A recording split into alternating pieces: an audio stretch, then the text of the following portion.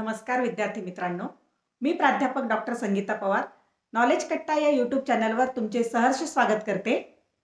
मित्रांनो, संत गाडगेबाबा अमरावती विद्यापीठ अमरावतीने 2024 पासून राष्ट्रीय शैक्षणिक धोरण यानुसार अभ्यासक्रम सुरू केलेत।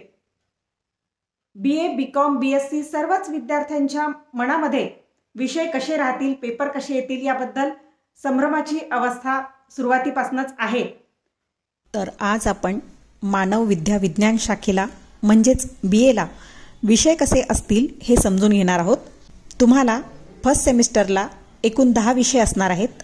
यामध्ये पहिले 3 मेजर विषय राहतील जे तुम्हाला तुमच्या महाविद्यालयामध्ये विषय शिकवतात त्यातून चॉईस करावे लागतील, जसे राज्यशास्त्र, इतिहास, अर्थशास्त्र, मराठी वाङ्मय, हिंदी, समाजशास्त्र अशा विषयापैकी 3 विषय निवडावे लागतील।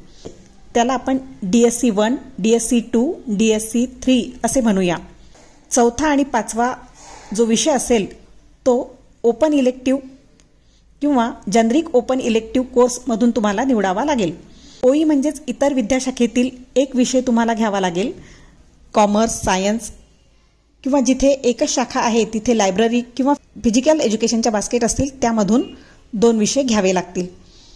AEC ॲबिलिटी इन्हान्समेंट कोर्स क्षमता वृद्धिंगत अभ्यासक्रम याचे 3 विषय राहतील।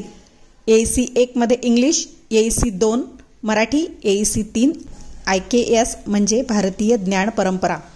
त्यानंतर SEC म्हणजेच स्किल इन्हान्समेंट कोर्स कौशल्य वृद्धिंगत अभ्यासक्रम यावर आधारित 2 विषय असतील।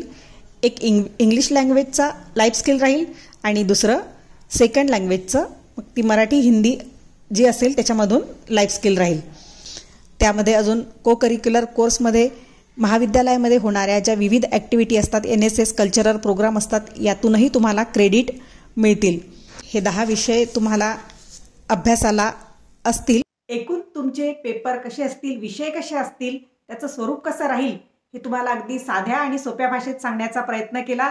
ते तुम्हाला नक्कीच समजलं असणार। याच ठिकाणी आपण थांबू। थँक्यू।